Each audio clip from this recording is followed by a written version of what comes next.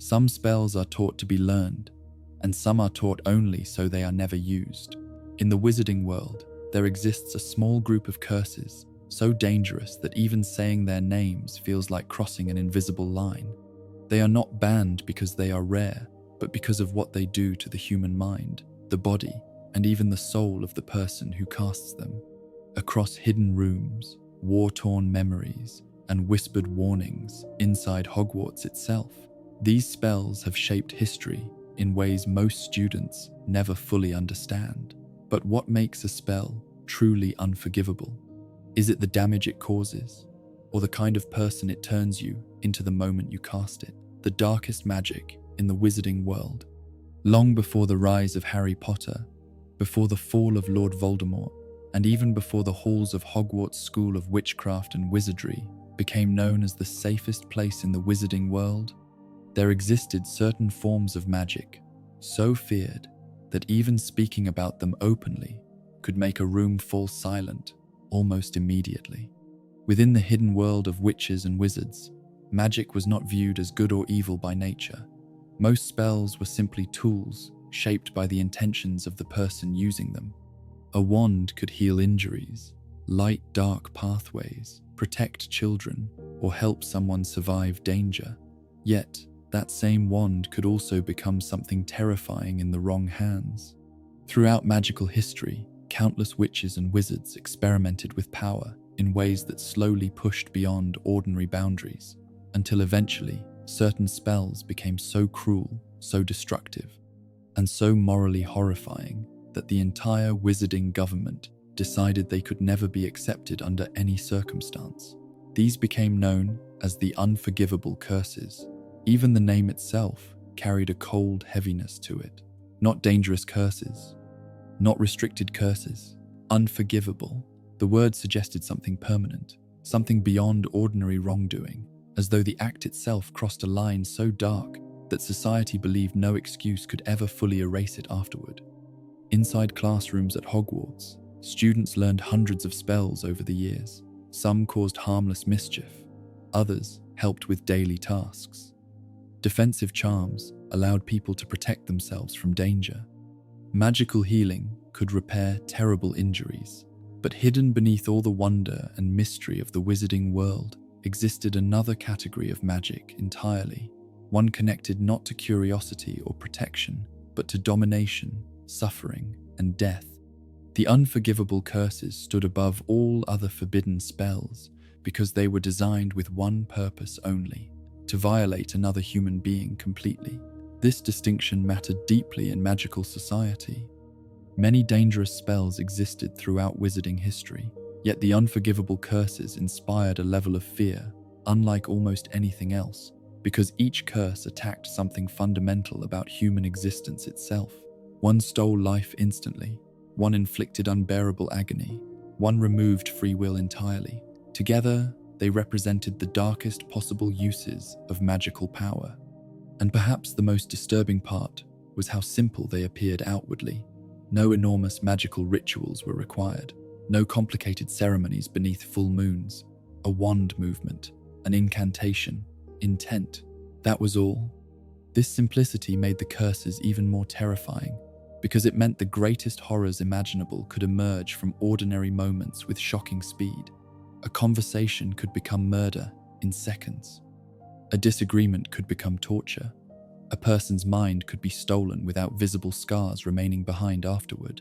Fear surrounding these curses spread through the wizarding world for generations because, unlike mythical monsters or distant legends, the Unforgivable curses were very real tools human beings chose to use against one another repeatedly throughout history. Parents warned children quietly about dark wizards.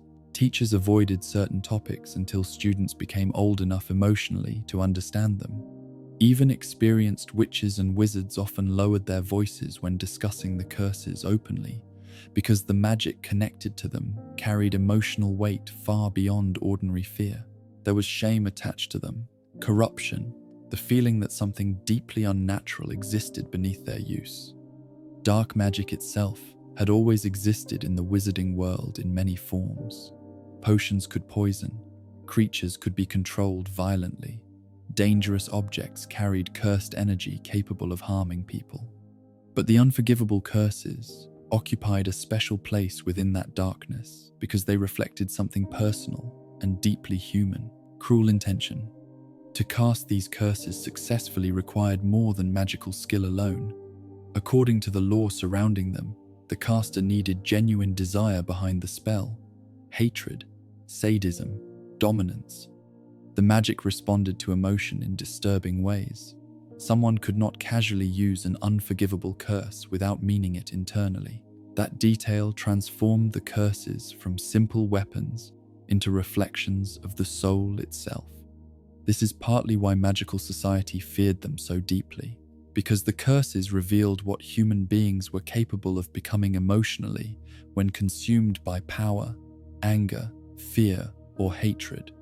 Inside the Ministry of Magic, laws existed controlling dangerous magical practices for centuries. Yet the unforgivable curses eventually became completely outlawed under the harshest possible punishment. Any witch or wizard caught using one against another human being faced a life sentence in Azkaban, the terrifying prison guarded by Dementors far out in the cold sea. No trial leniency, no reduced punishment, no second chances. That severity reflected how seriously the wizarding world viewed these spells because lawmakers understood something important. The curses did not simply injure victims physically, they damaged trust inside society itself. If people lived in constant fear of being controlled, tortured, or killed instantly through forbidden magic, the entire structure of magical civilization would begin collapsing into paranoia and terror. And in many ways, that fear eventually became reality during the rise of Voldemort. But long before his war spread across Britain, whispers about dark wizards already haunted magical communities. Stories traveled quietly between families about disappearances, mysterious deaths, and witches or wizards who became obsessed with forbidden knowledge hidden far from ordinary society. Dark magic often grew strongest in secrecy, in isolated mansions filled with ancient books, in hidden gatherings where ambitious people sought power without moral restraint, in lonely minds, slowly convincing themselves that ordinary rules no longer applied to them. This atmosphere surrounding dark magic became deeply unsettling throughout wizarding history because it blurred the line between fear and fascination. Many people feared forbidden spells, yet some also became curious about them. Power always attracts certain individuals, especially during times of fear or instability. Some witches and wizards convinced themselves they could control dark forces safely. Others believed harsh magic became necessary during war or self-defense. And this created difficult moral questions inside magical society. What truly separates forbidden magic from acceptable violence? Why were some harmful spells allowed while others became completely outlawed? Was the difference simply about severity or something deeper? The wizarding world struggled with these questions for generations because magic itself reflected human intentions so strongly. A stunning spell could protect innocent people, but also assist criminals. Potions could heal or poison depending on how they were used. Even memory charms, which seemed harmless at first, carried disturbing ethical implications when abused.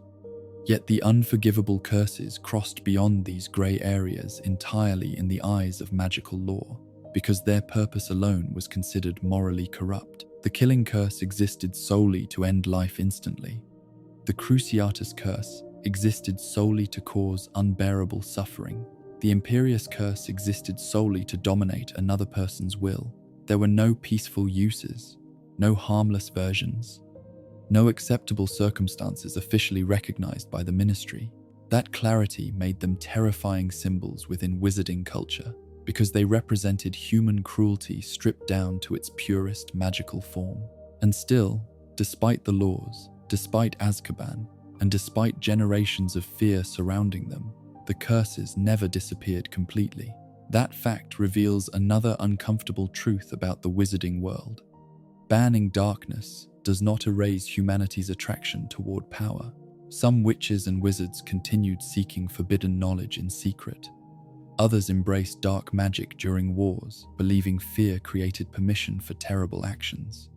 Entire groups formed around blood, purity, ideology, and domination, eventually leading figures like Voldemort and the Death Eaters to use the unforgivable curses openly as tools of terror. Once that happened, the curses stopped being distant nightmares hidden inside history books. They became part of daily fear. Parents worried children might not return home safely. Families disappeared overnight. Communities grew silent and suspicious. People no longer trusted neighbors completely because anyone might secretly serve darker forces beneath polite appearances. And through all this fear, one disturbing question continued lingering beneath the surface of magical society. What truly makes a curse unforgivable? Is it the pain caused, the intention behind it, the emotional corruption required to cast it? Or is the real horror the way these curses remove something essential from human existence itself? Life, freedom, dignity, choice, mercy. Perhaps that is why the wizarding world feared them so deeply in the end. Because the unforgivable curses were not merely dangerous spells. They were reminders of how far human beings could fall when power became more important than compassion, and how easily magic, something beautiful and wondrous by nature, could transform into something cold enough to leave permanent scars across entire generations living beneath its shadow. The origins of forbidden magic. Long before Lord Voldemort spread fear across the wizarding world, before the rise of the Death Eaters, and even before the Ministry of Magic fully understood how dangerous dark magic could become, there were already witches and wizards searching for forms of power that ordinary magic could not provide. Deep within the hidden history of magical society, buried beneath centuries of conflict and secrecy, the origins of forbidden magic began not with monsters, but with human fear, ambition, and desperation. That is what makes the history of dark magic so unsettling. It was created by people. The wizarding world often appeared beautiful from the outside. Floating candles drifted through the halls of Hogwarts School of Witchcraft and Wizardry.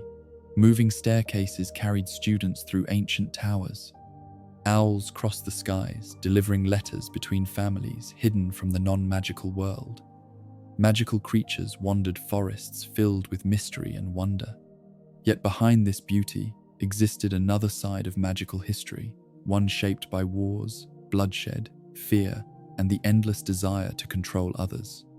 Magic itself gave human beings extraordinary abilities, but it also magnified human emotions. Love became powerful, fear became dangerous, anger became destructive. Over time, certain witches and wizards realized magic could do far more than protect or heal. It could dominate, it could destroy, it could reshape the lives of others completely. And once that realization spread, darker experimentation began. No one knows the exact moment the first forbidden curse was created.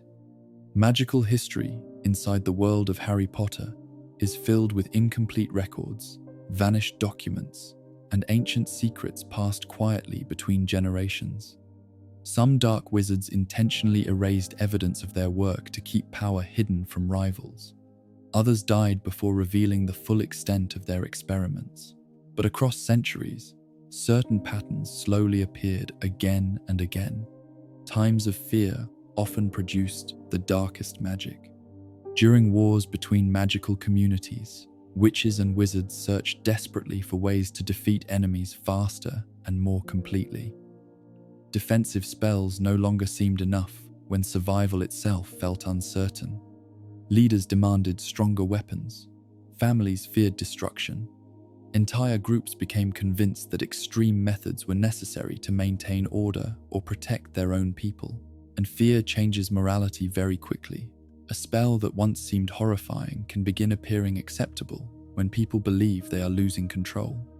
This is how forbidden magic slowly expanded through history, not all at once, but step by step through conflict and desperation. Ancient magical battles likely pushed witches and wizards toward increasingly dangerous experiments as they searched for advantages over rivals. defensive charms evolved into offensive attacks. Restraining magic evolved into domination. Eventually, some individuals crossed lines that others refused to approach. They stopped asking whether magic should be used. They only cared whether it could be used. That difference changed everything. Many early dark wizards were described as brilliant, obsessive, and emotionally isolated individuals who viewed morality as weakness. Some believed magical ability made them naturally superior to ordinary people. Others became fascinated by death, pain, or psychological control.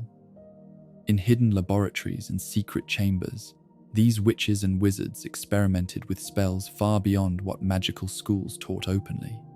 Certain magical texts from ancient times hinted at curses capable of controlling minds, causing unbearable suffering, or ending life instantly. Some of these spells may have started as warped versions of ordinary magic, before becoming something far more sinister over generations of experimentation. Because magic grows stronger through intention, that truth sits at the center of dark magic's history. Healing spells require care and focus. Protective charms require discipline. But curses born from hatred or cruelty feed upon entirely different emotions. The more deeply a witch or wizard embraced rage, dominance, or sadism, the stronger certain dark spells became. Over time, this created a disturbing relationship between magical ability and emotional corruption. Dark wizards did not merely cast harmful magic, they shaped themselves psychologically around it, and the magic shaped them in return. Stories from ancient magical conflicts often described warlocks and witches whose obsession with power slowly transformed their personalities completely. Some became paranoid and isolated. Others viewed ordinary human suffering with cold indifference. A few became addicted to control itself, believing fear gave them authority over weaker people. This emotional decay became one of the defining features of dark magic throughout history. The more someone embraced domination, the farther they drifted from compassion. And eventually, certain spells emerged that reflected this corruption perfectly. The unforgivable curses likely grew from centuries of escalating magical violence. Though their exact creators remain unknown, the curses themselves reveal the fears and desires of the people who invented them. One curse removed life immediately without mercy. One curse weaponized unbearable pain. One curse erased freedom itself. These were not spells designed during peaceful times. They were products of conflict and control. Imagine ancient magical rulers trying to maintain power over frightened populations. Imagine wars between rival groups where victory became more important than morality. Imagine ambitious dark wizards searching for methods to break enemies emotionally rather than simply defeat them physically. Within such environments, forbidden curses would have appeared terrifyingly useful. The killing curse eliminated opponents instantly. The Cruciatus curse forced victims into agony capable of destroying minds. The Imperius curse allowed total control over another human being. Together, they represented absolute power over life, suffering, and free will. That is why these spells eventually became feared beyond ordinary dark magic. They reduced human beings into objects to be controlled, punished, or erased entirely. And throughout magical history, domination has always tempted certain people. Some dark wizards believed fear created stability. Others convinced themselves that controlling weaker individuals served a greater purpose. This mindset appeared repeatedly in magical conflicts long before Voldemort's rise. Powerful figures throughout history often justified terrible actions by claiming the world required stronger leadership or harsher order. But behind those excuses usually existed something simpler: the hunger to control others. Forbidden magic became attractive because it offered shortcuts around trust, cooperation, and compassion. Why negotiate when minds could be controlled directly? Why fear resistance when enemies could be tortured into submission? Why tolerate opposition when death could arrive instantly through a single curse? Dark magic transformed human relationships into systems of fear. And fear spreads quickly. Communities living beneath cruel, magical rulers often became silent and suspicious. Families avoided speaking openly. Neighbors feared betrayal. Entire societies grew emotionally damaged under constant threats of punishment or violence. The psychological effects of forbidden magic reached far beyond individual victims because terror changed how people behaved toward one another. This pattern repeated itself across centuries of magical history, and eventually, governments realized certain spells threatened the stability of wizarding society itself. That realization led the Ministry of Magic to formally outlaw the unforgivable curses completely. By the time these laws emerged, the magical world had already witnessed enough cruelty to understand the danger clearly. The curses were not simply powerful weapons. They encouraged emotional corruption within the people using them. A society allowing such magic openly would slowly become ruled by fear instead of justice. Yet outlawing forbidden spells did not erase them. In many ways, prohibition made them more mysterious. Secret groups continued studying dark magic quietly. Hidden collections of cursed books survived in private libraries. Some pure-blood families passed forbidden knowledge between generations, believing ordinary wizarding laws did not apply to them. Others became fascinated by the emotional thrill of dangerous power itself. And this secrecy only deepened the atmosphere surrounding forbidden magic. Dark wizards often operated in shadows, speaking through whispers and hidden symbols. Their meetings took place far from public view. Ancient manors concealed private chambers filled with dangerous magical objects.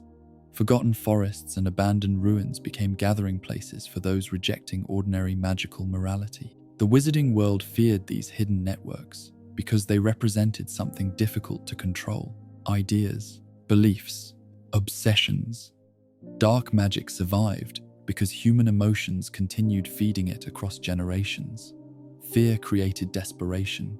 Desperation created experimentation. Experimentation created new horrors. And every conflict convinced certain people that stronger forms of domination were necessary. By the time Voldemort eventually rose to power, centuries of forbidden magical history already existed beneath the surface of wizarding society. He did not invent the unforgivable curses. He inherited them from a long tradition of witches and wizards who viewed fear as strength and mercy as weakness. What made Voldemort especially terrifying was how openly he embraced this legacy. He transformed forbidden magic from hidden whispers into public terror. But the roots of that darkness stretched back far earlier, into ancient wars, secret experiments, and generations of people willing to sacrifice morality for power.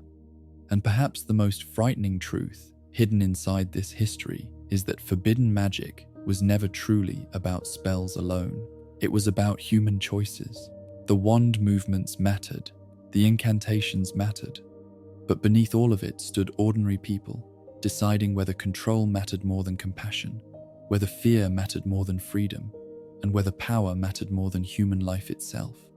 That is why the history of forbidden magic remains so haunting within the wizarding world, because it reveals that the greatest danger was never magic alone, but what human beings became after learning how much suffering magic could create when placed in the hands of those no longer limited by mercy. The Ministry's ultimate law. Inside the hidden structure of the wizarding world, laws existed not only to organize magical society, but to protect it from collapsing into fear and chaos. Wizards and witches possessed abilities powerful enough to alter memories, destroy buildings, control dangerous creatures, and even bend the rules of life itself through certain forbidden practices. Because of this, magical governments were forced to create strict systems of control very early in their history. Without laws, magic could easily become something terrifying. Yet among all the rules enforced by the Ministry of Magic, none carried greater weight or harsher punishment than the laws surrounding the unforgivable curses. These laws stood above ordinary criminal acts, almost like sacred boundaries that society believed could never be crossed safely. If a wizard illegally sold magical creatures, punishment followed. If someone misused enchanted objects or performed dangerous magic recklessly, trials were held. But if a witch or wizard used one of the unforgivable curses against another human being, the response became immediate and absolute: a life sentence in Azkaban. No ordinary prison, no temporary punishment, no simple fine or warning. The Ministry treated these curses as crimes so severe that using even one could condemn a person forever. That level of punishment reveals something important about how magical society viewed the curses. The Ministry did not see them merely as dangerous spells. They viewed them as threats to civilization itself. These curses attacked the most basic foundations, holding society together: life, freedom, trust, and safety. And once those foundations began breaking apart, fear spread rapidly through the wizarding world. To understand why the Ministry created such extreme laws, it is important to understand how fragile magical society truly was beneath the surface. Unlike the non-magical world, the wizarding population remained relatively small and hidden. Magical communities depended heavily on secrecy, cooperation, and trust to survive peacefully alongside ordinary humans. Fear threatened all of that. A single dark wizard using forbidden magic openly could destabilize entire regions emotionally, because magical violence often carried psychological horror beyond physical damage. Ordinary magical crimes were frightening enough, but the unforgivable curses created a deeper terror because they removed certainty itself from daily life. A person could die instantly, without warning. A victim could be tortured beyond endurance. Someone's thoughts and actions could be stolen completely. These possibilities changed how people viewed one another. Imagine living in a society where anyone around you might secretly control minds or kill without visible injury. Trust would slowly disappear. Families would become suspicious. Communities would close themselves emotionally out of fear. The Ministry understood this danger clearly after witnessing generations of dark magic spreading terror through magical history. The laws surrounding the curses were therefore designed not only as punishment, but as a warning. Certain lines could never be crossed. The 3 forbidden curses became fully outlawed because each represented a direct assault on human dignity. The killing curse erased life instantly with cold efficiency. The Cruciatus curse weaponized suffering itself. The Imperius curse transformed people into puppets, stripped of free will. None of them allowed room for mercy. And perhaps most importantly, the Ministry believed these spells corrupted the people using them as much as the victims receiving them. This idea sat quietly beneath wizarding law for many years. Ministry officials understood that successful use of these curses often required genuine emotional darkness. Cruelty strengthened the Cruciatus curse. Hatred fueled deadly intent. Dominance empowered mind control. Someone repeatedly casting such magic risked becoming emotionally twisted over time. The law therefore treated the curses as signs of moral collapse as much as criminal behavior. This explains why magical society feared dark wizards so deeply, not simply because they broke rules, but because they willingly embraced emotional corruption in pursuit of power. Inside the Ministry itself, entire departments existed to monitor dangerous magical activity. Auras trained specifically to hunt dark wizards and investigate forbidden crimes. Trials were held within the magical courts known as the Wizengamot, where accused witches and wizards faced judgment from senior members of magical government. Yet even within these systems, fear constantly shaped decision-making, especially during war. This is where the Ministry's laws became morally complicated. In peaceful times, banning the unforgivable curses seemed simple and necessary. Most magical citizens supported strict punishment because the dangers appeared obvious. But during periods of violence and instability, governments often struggled balancing justice with survival. The First Wizarding War against Lord Voldemort revealed this problem very clearly. As Voldemort's influence spread across Britain, fear consumed the wizarding world slowly. Families disappeared overnight. Murders increased. Entire communities became terrified of speaking openly because Death Eaters could hide almost anywhere. The ministry faced enormous pressure to stop the violence quickly, and under fear, governments sometimes change. During the war, the ministry granted Auras expanded authority to fight dark wizards more aggressively. In some versions of the law, Aurors were even temporarily allowed to use lethal force and certain forbidden methods against Voldemort's followers because the conflict had become so desperate. That decision revealed an uncomfortable truth. Even governments opposing dark magic could feel tempted to loosen moral boundaries during extreme circumstances. War changes how societies think about justice. Leaders begin asking difficult questions. Can mercy survive during existential threats? Should laws remain absolute when survival feels uncertain? If enemies use horrific magic freely, can defenders afford restraint? The wizarding world struggled deeply with these issues during Voldemort's rise because fear spread faster than stability. Ministry officials feared appearing weak. Citizens demanded protection. Auras faced enemies willing to torture and murder without hesitation. And slowly, the line between justice and fear-based control became harder to see clearly. This tension existed throughout magical history repeatedly. Governments wanted safety, but safety sometimes encouraged stronger surveillance, harsher punishments, and broader authority. The ministry claimed to protect society, yet fear occasionally pushed it toward questionable actions itself. For example, suspicion during wartime often led innocent people to suffer unfair treatment. Some witches and wizards were accused without strong evidence simply because paranoia dominated public thinking. Others vanished into Azkaban under emotionally charged circumstances. Fear made society unstable, and unstable societies often sacrifice fairness for security. This does not mean the ministry was wrong to outlaw the unforgivable curses. Most magical citizens genuinely believed the laws protected innocent lives. The horrors caused by dark wizards throughout history clearly demonstrated how dangerous the curses were. Yet banning something completely does not automatically erase humanity's attraction toward it. That became one of the ministry's greatest challenges, because forbidden power often grows more tempting precisely because it is forbidden. Secret groups continued studying dark magic despite harsh punishments. Ancient pure-blood families sometimes preserved forbidden knowledge privately.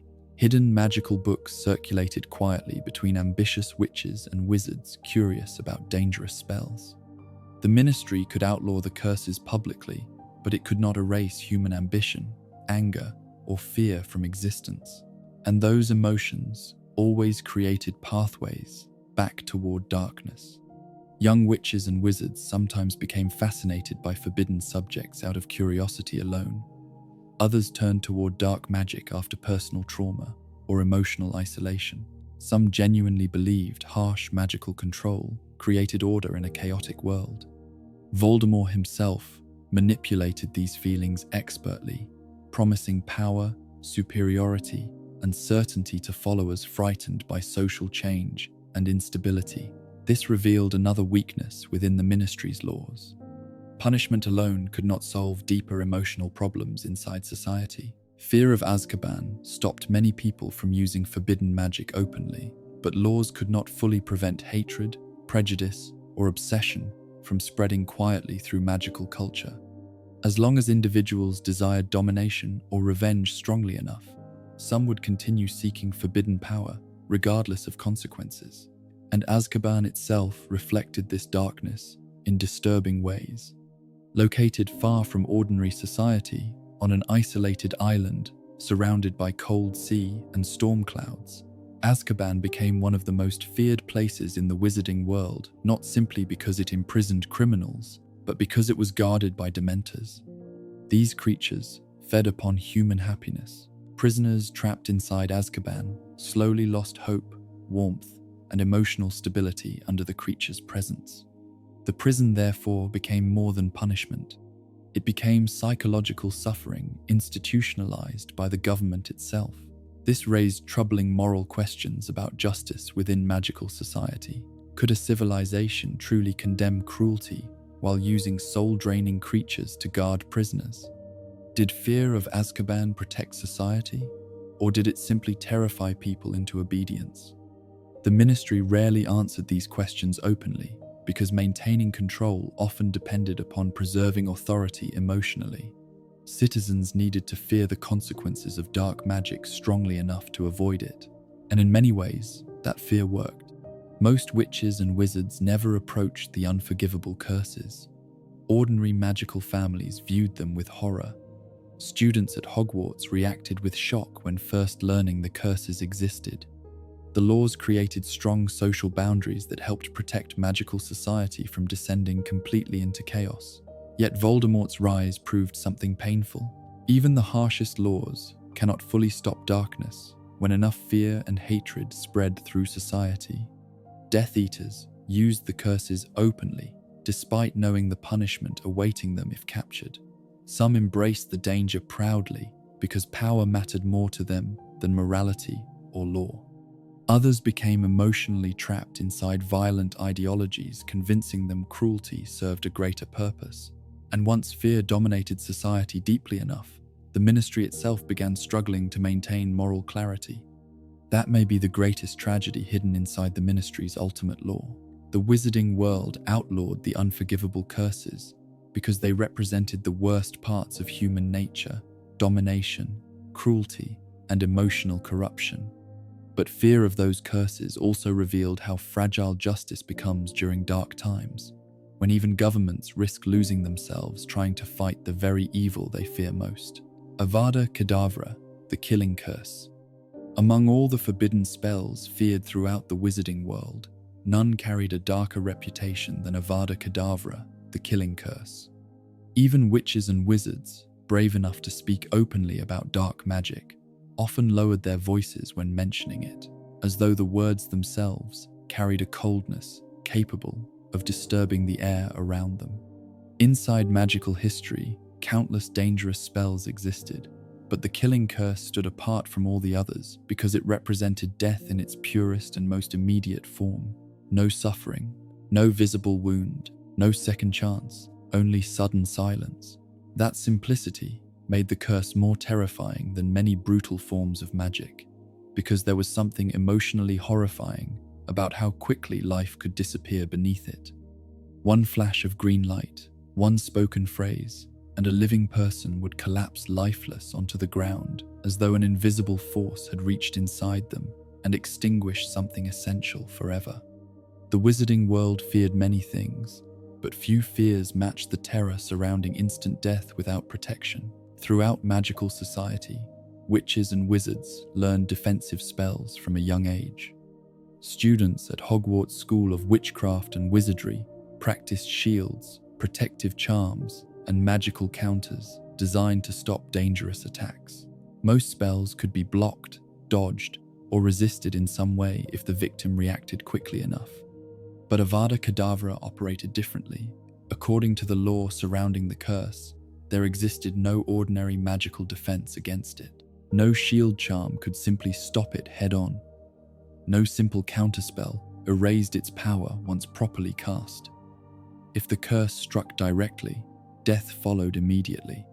This terrifying certainty transformed the spell into something far worse than a weapon.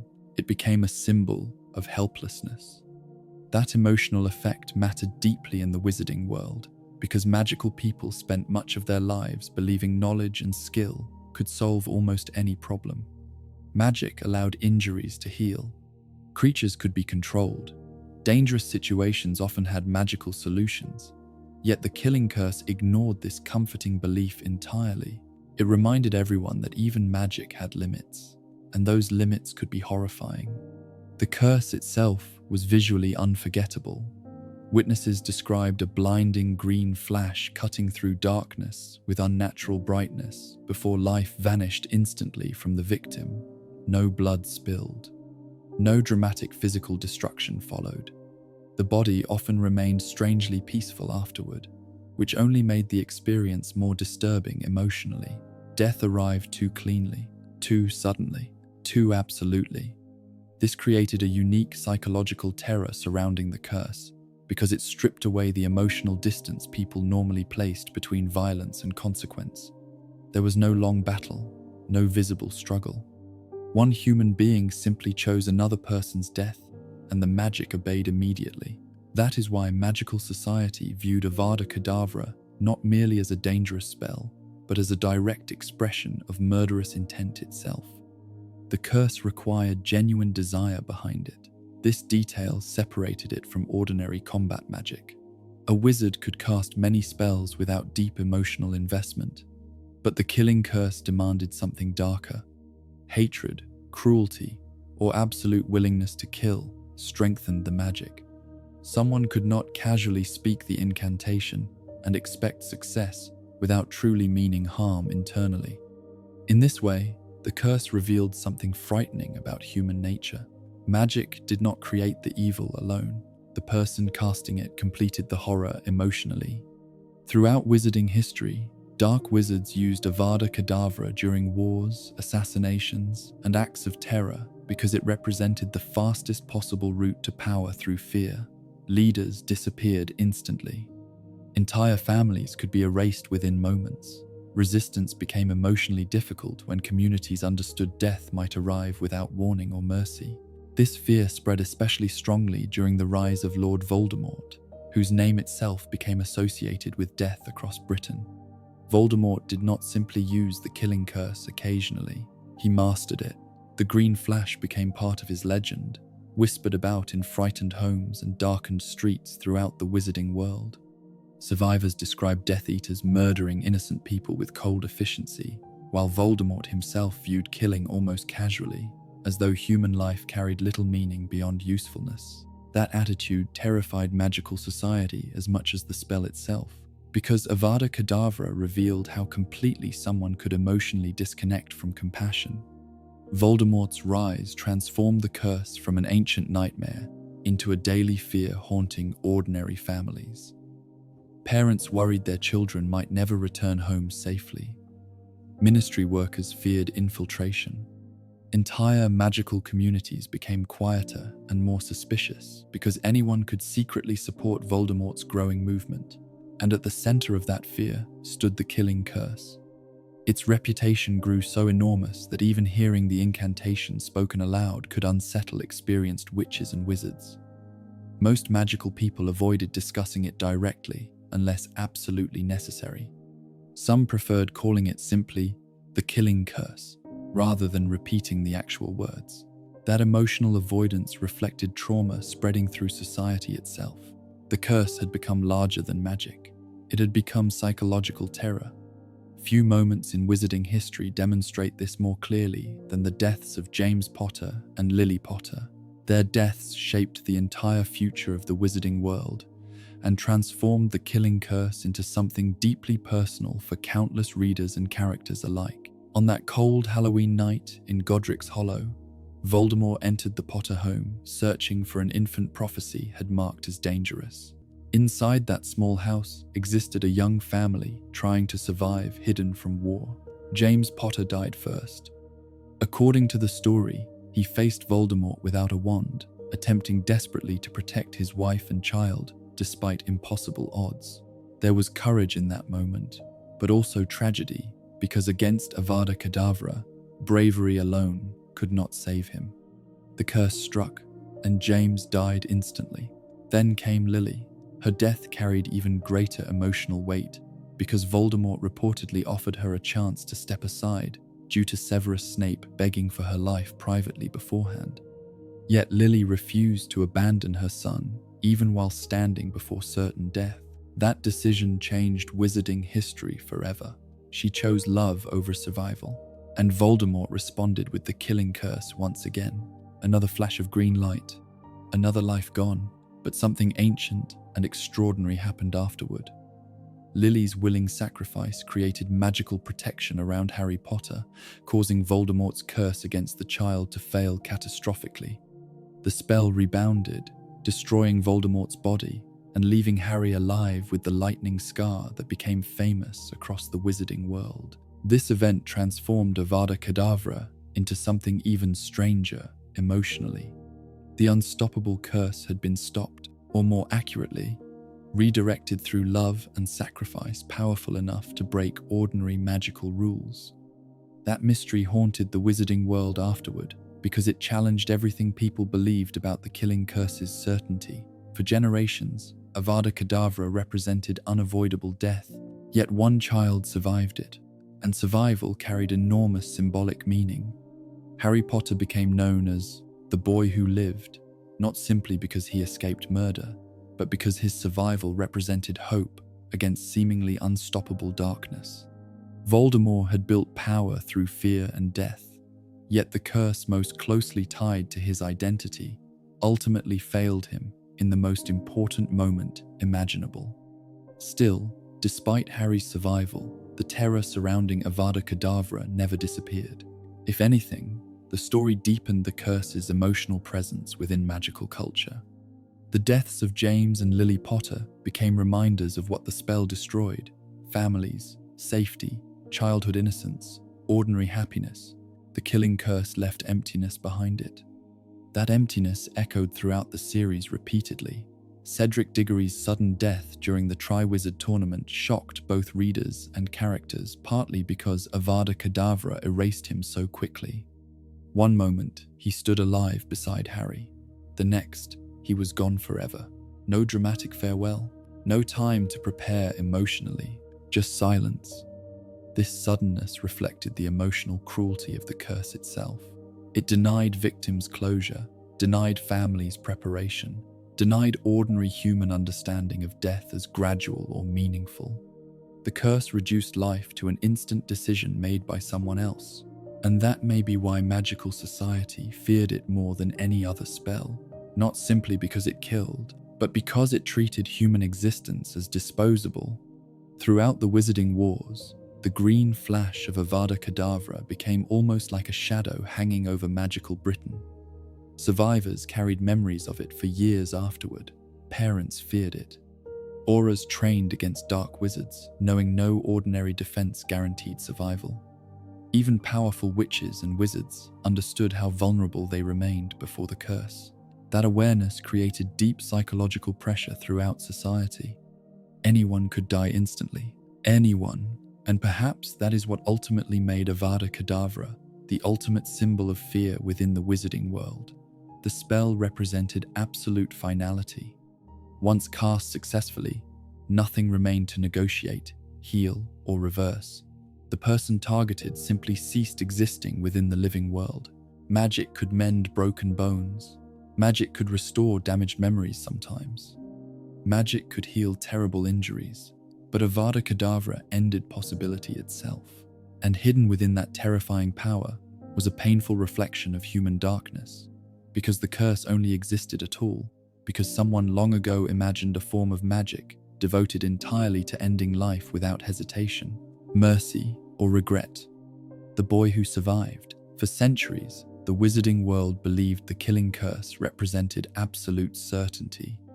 Once the green light struck its target, death followed immediately and completely, without exception.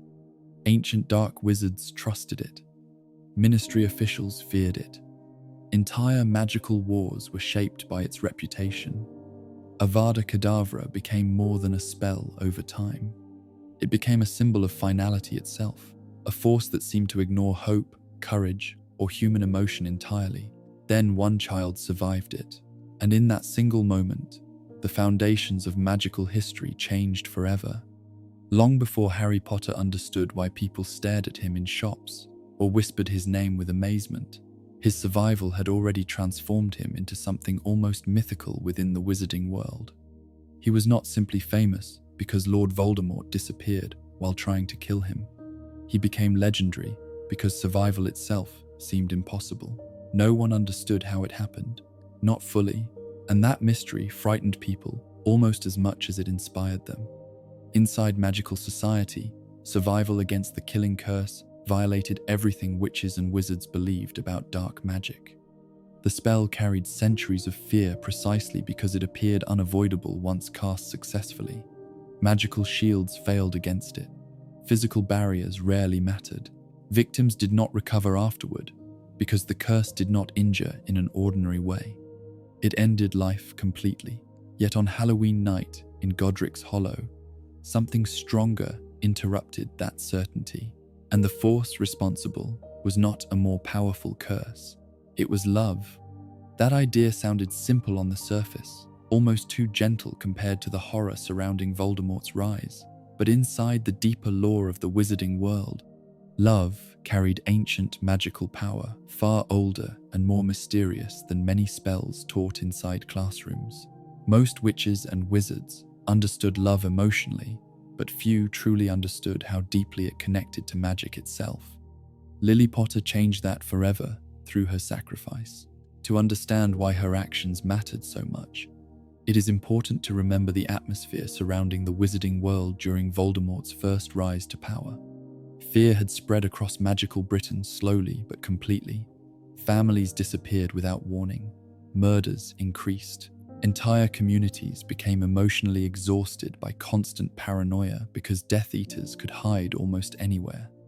No one felt truly safe anymore. The Potters themselves had already gone into hiding after hearing part of a prophecy connected to their infant son. Voldemort believed Harry might someday become dangerous to him, and once Voldemort feared something, destruction usually followed. James and Lily Potter understood the danger surrounding them, but like many young parents caught inside violent times, they continued hoping they could protect their child somehow.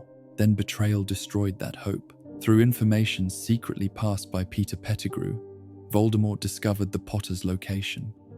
On that cold night, he entered their home, intending to eliminate the child prophecy had marked. What followed lasted only moments, yet those moments reshaped magical history forever. James Potter died first, while trying to delay Voldemort long enough for Lily to escape upstairs with Harry. He faced the most feared dark wizard alive without even reaching his wand properly, knowing he could not truly win. There was terror in that scene, but also love, because James understood protecting his family mattered more than survival. Then Voldemort climbed the stairs.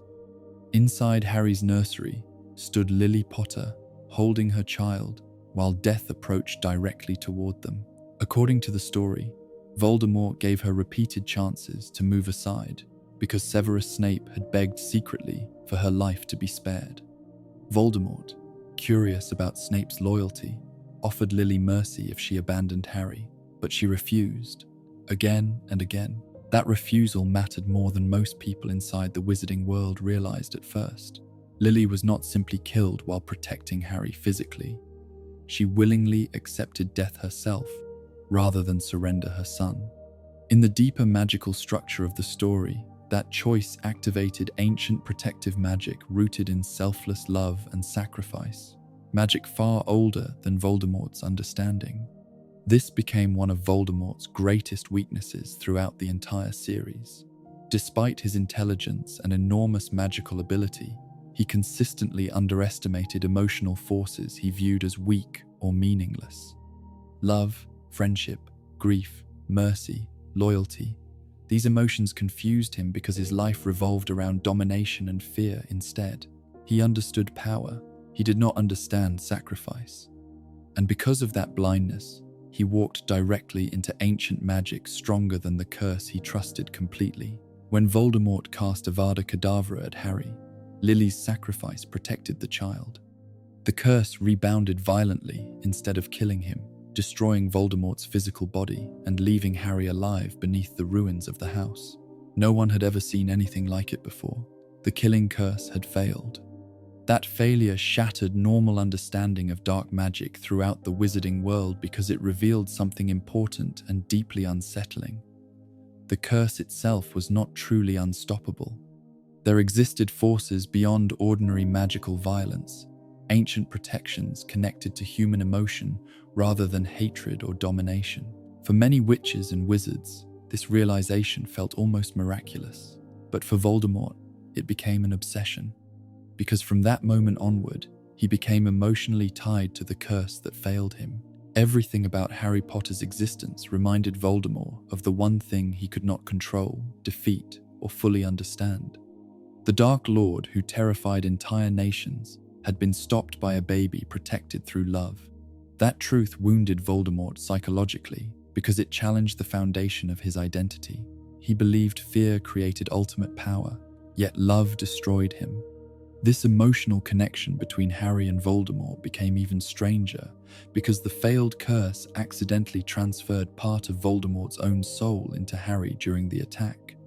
Neither understood this immediately, but their lives became linked through that night in ways deeper than either realized. The scar on Harry's forehead symbolized far more than survival. It represented broken magical laws, a wound created by failed murder, a connection between victim and attacker, and a permanent reminder that Voldemort's greatest weapon had betrayed him. Throughout Harry's childhood, the wizarding world struggled to understand what his survival truly meant. Many saw him as a symbol of hope after years of terror. Others viewed him almost like a living miracle. Some feared him quietly because anything capable of surviving the killing curse seemed mysterious and unpredictable. Harry himself grew up carrying this strange reputation without fully understanding it emotionally. He knew his parents died protecting him, but the deeper meaning behind their sacrifice unfolded slowly over time. As he learned more about Voldemort and dark magic, Harry gradually realized survival carried enormous emotional weight inside the wizarding world. People needed him to mean something, because after years of fear, his existence suggested darkness might not be unbeatable after all. This hope spread powerfully through magical society, especially among those who lost family members during Voldemort's rise. Harry became living proof that fear could fail. The Dark Lord had pursued absolute control through death and terror, yet one act of selfless love destroyed everything he built temporarily. That idea comforted people, but it also frightened Voldemort deeply. When Voldemort eventually returned years later, his obsession with correcting this failure consumed him almost completely. He could not emotionally tolerate the existence of someone who survived his curse. Harry represented unfinished business, humiliation, and mystery all at once. More importantly, Harry represented something Voldemort feared without fully understanding why: human connection. Throughout the series, Voldemort repeatedly attempted to overpower ancient magic through force alone.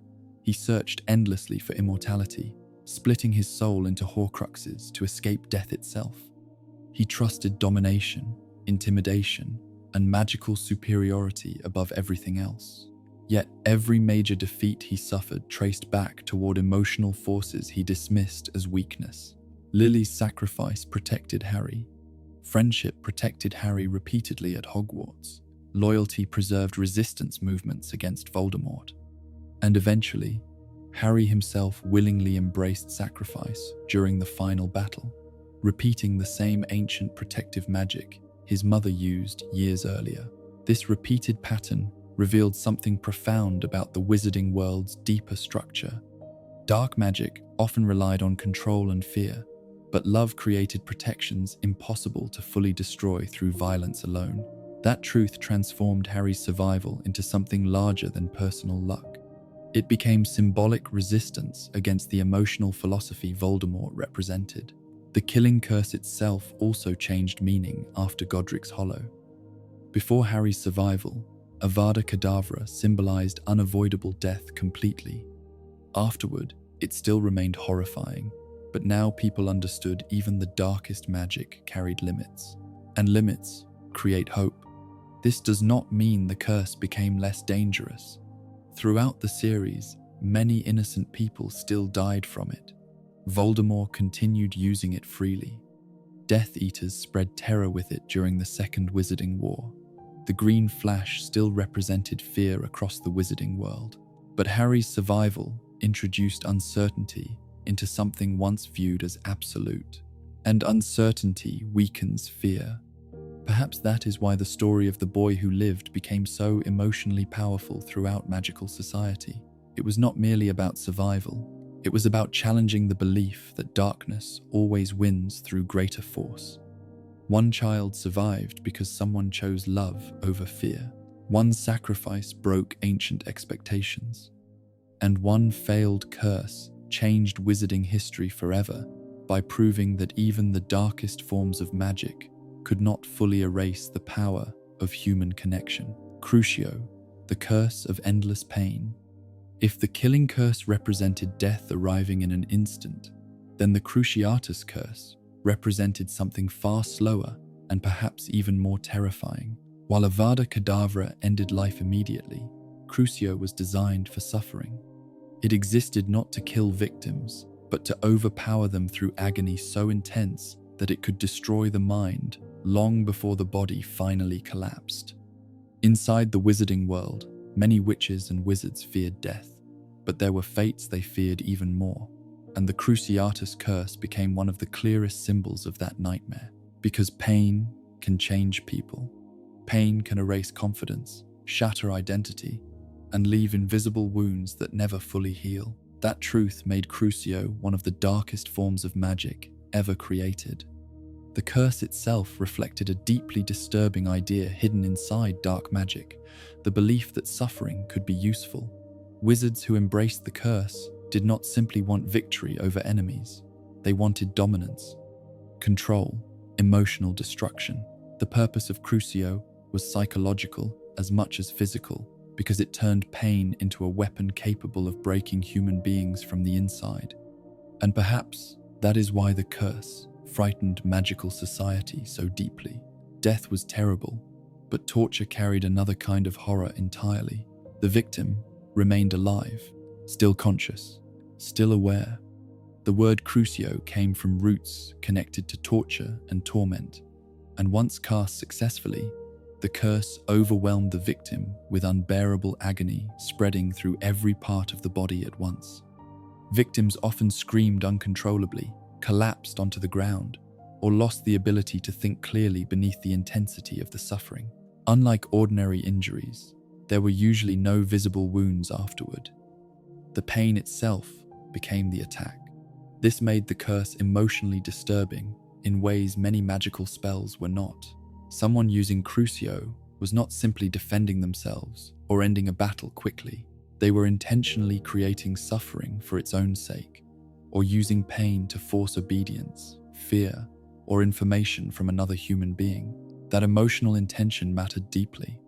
Just like the killing curse required genuine murderous desire, the Cruciatus curse also demanded something cruel inside the person casting it. During Bellatrix Lestrange's lesson to Harry in the Department of Mysteries, she explained this clearly. Anger alone was not enough. Real enjoyment of suffering strengthened the curse. That detail revealed something horrifying about Voldemort's followers. To use Crucio effectively, they had to embrace cruelty emotionally, and many of them did. During the rise of Lord Voldemort, the Cruciatus curse became one of the main tools used by Death Eaters to spread fear throughout magical Britain. Entire communities learned to live beneath the threat of torture because the curse was often used publicly or during interrogations to terrify others into obedience. People disappeared. Families hid inside their homes. Children grew up hearing whispers about prisoners driven mad from unbearable pain. The psychological impact spread far beyond individual victims because torture changes how societies behave. When communities know cruelty can arrive without limits, trust begins disappearing slowly. Fear replaces openness. Silence replaces honesty. Survival becomes more important than courage. Voldemort understood this perfectly. Unlike some dark wizards who simply wanted political control, Voldemort wanted emotional domination. He wanted the wizarding world to feel powerless beneath him. The Cruciatus curse helped create that atmosphere because it reminded everyone that resistance could lead to unimaginable suffering rather than quick death. That difference mattered. Quick death can inspire martyrs. Endless pain creates terror, and terror weakens resistance. Throughout magical history, cruel rulers often discovered the same truth. Public suffering frightens people more effectively than ordinary punishment because pain attacks the imagination itself. Victims of torture become warnings to everyone else. The wizarding world experienced this fear constantly during Voldemort's wars. Few stories capture the horror of the Cruciatus curse more painfully than what happened to Frank Longbottom and Alice Longbottom, the parents of Neville Longbottom. Frank and Alice were respected Aurors who fought bravely against Voldemort during the First Wizarding War. After Voldemort disappeared following his failed attack on Harry Potter, many Death Eaters were arrested or went into hiding.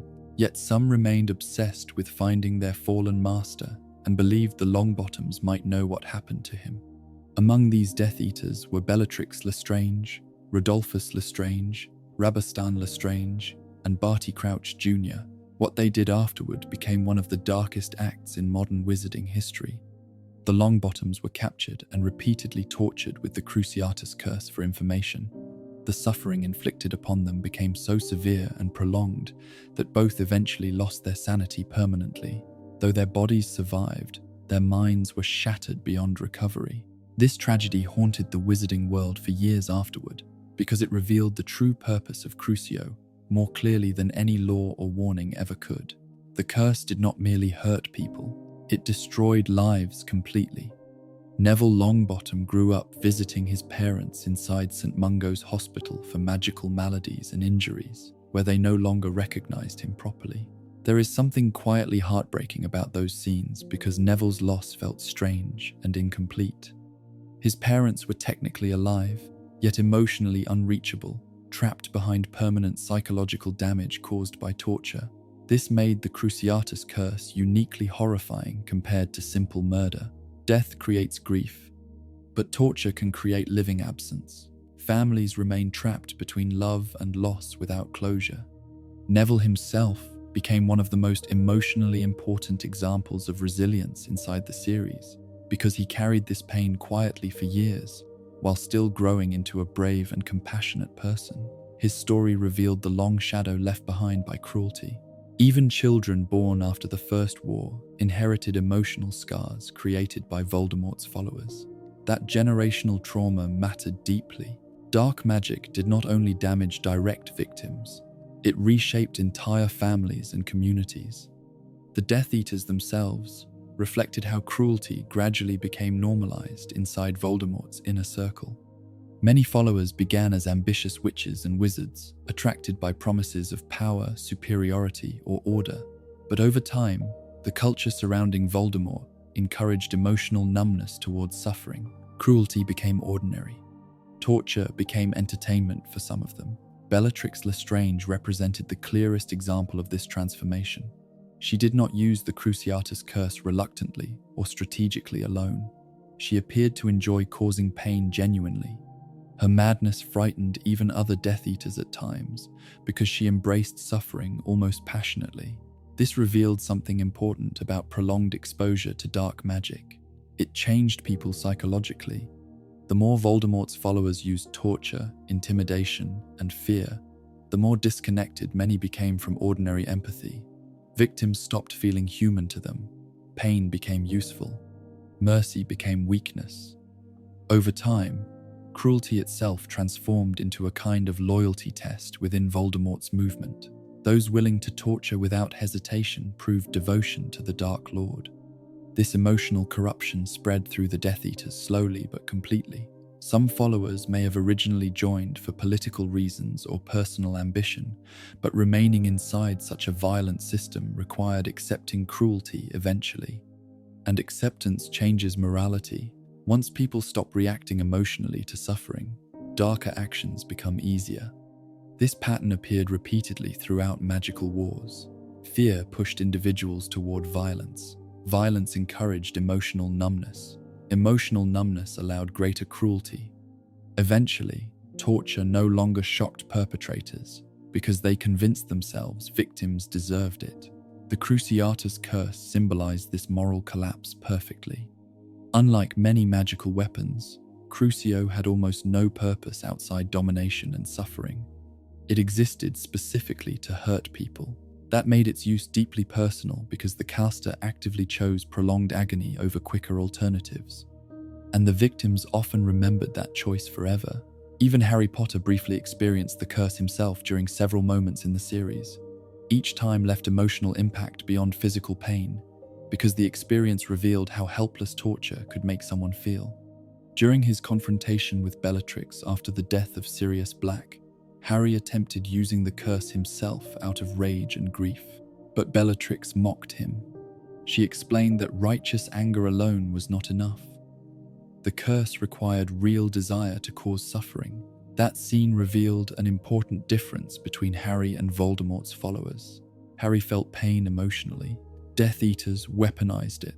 The Wizarding world outlawed Crucio because magical society understood some boundaries could not be crossed safely without destroying morality itself.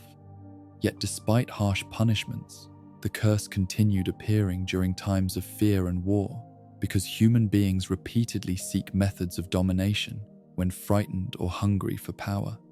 And torture has always tempted cruel systems throughout history, magical or otherwise. Perhaps that is what makes the Cruciatus Curse so haunting within the Harry Potter universe. It reflects one of humanity's darkest truths, that some people do not merely want victory over others, they want submission, fear, emotional destruction. The curse transformed suffering into language, a way for dark wizards to say power mattered more than compassion. And long after Voldemort's wars ended, survivors still carried invisible scars left behind by those moments of agony, reminders that pain does not disappear simply because the spell itself ends. Imperio stealing the human mind. Among the 3 unforgivable curses, the Imperious Curse carried a different kind of horror from the others. The Killing Curse ended life instantly. The Cruciatus Curse overwhelmed victims with unbearable pain, but Imperio attacked something less visible and perhaps even more personal, the human mind itself. Instead of destroying the body directly, the curse reached into a person's thoughts, emotions, and decisions, replacing free will with obedience. That is what made it so deeply unsettling. A victim under the Imperious Curse could still walk, speak, smile, and appear completely normal from the outside. They could continue conversations, hold jobs, or interact with family members while secretly losing control over their own actions. Unlike physical torture or visible violence, Imperio hid itself quietly inside ordinary behavior. And because of that, trust itself became fragile whenever the curse spread through the wizarding world. The idea behind the Imperious Curse was terrifyingly simple. One witch or wizard could completely dominate another person's mind, forcing them to obey commands regardless of morality, fear, or personal desire. Victims described the experience as strangely calm at first, almost dreamlike, as though heavy pressure and worry disappeared from their thoughts. Under the curse, thinking clearly became difficult because another person's will slowly replaced their own. That emotional numbness became one of the curse's most disturbing features. The victim often understood something was wrong, yet resistance felt distant and weak, like trying to wake from deep sleep while someone else controlled the dream. This made Imperio more than a magical attack. It became a violation of identity itself, because human beings are shaped by choice. The ability to decide actions, refuse orders, protect loved ones, or follow personal beliefs forms the center of who people are. The Imperious Curse stripped that away completely. Beneath its control, victims became tools carrying out someone else's desires while trapped inside their own bodies. The wizarding world feared many forms of dark magic, but few inspired deeper paranoia than mind control. Death could end suffering. Pain could eventually fade, but losing ownership over one's thoughts touched something emotionally terrifying. It raised a frightening question. If your mind no longer belongs to you, what remains of who you are? Throughout magical history, dark wizards used the Imperious Curse not only for violence, but for infiltration, manipulation, and secret control. Unlike open attacks that created visible destruction, Imperio worked silently beneath the surface of society. A controlled victim might betray friends, reveal secrets, steal magical objects, or assist dangerous plans without appearing suspicious at all. This hidden nature made the curse especially dangerous during times of war. During both wizarding wars, fear surrounding the Imperious Curse spread across magical Britain because no one could feel fully certain about who was acting willingly anymore. Ministry workers feared infiltration. Families became suspicious of strange behavior in loved ones. Entire communities struggled with growing paranoia because anyone might secretly be under magical control. and paranoia changes societies very quickly. Trust weakens, conversations become careful, ordinary people begin watching each other differently. The curse, therefore, damaged more than individual victims. It attacked social stability itself. During the rise of Lord Voldemort, the Imperious Curse became one of the Dark Lord's most effective tools, because Voldemort understood that fear grows strongest when people no longer know who truly controls events around them. Death Eaters secretly placed ministry officials, workers, and influential figures under Imperio, allowing Voldemort's influence to spread quietly through institutions before open conflict fully erupted. This strategy made the wizarding world feel unstable and unsafe even before major battles began. Imagine entering the Ministry of Magic while wondering whether co-workers were acting under their own free will. Imagine hearing political decisions announced publicly while secretly fearing dark wizards manipulated them behind the scenes. Imagine families questioning whether strange actions from loved ones reflected hidden control rather than genuine choice. That atmosphere of uncertainty became emotionally exhausting, and Voldemort benefited from it greatly. Unlike violence that announces itself openly, manipulation creates confusion. Victims of Imperio sometimes carried out terrible acts unwillingly, while others struggled afterward with guilt, shame, or public suspicion.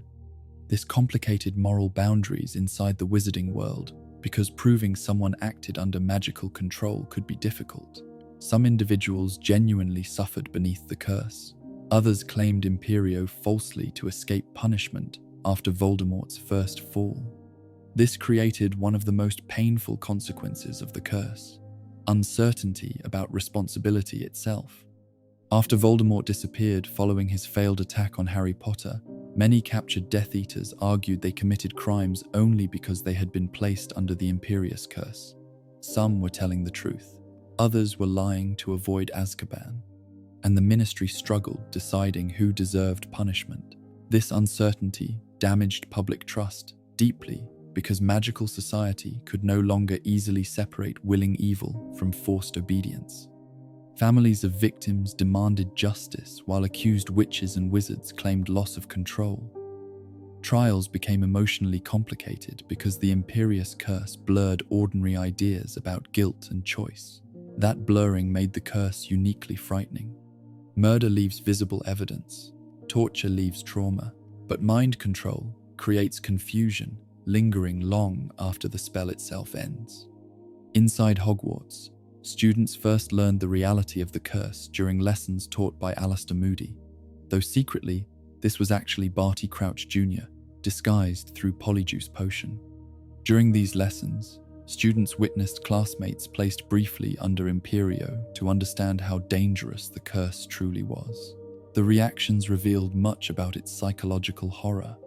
Victims described feeling light, peaceful, and detached from ordinary worries while controlled. Commands felt natural and easy to follow.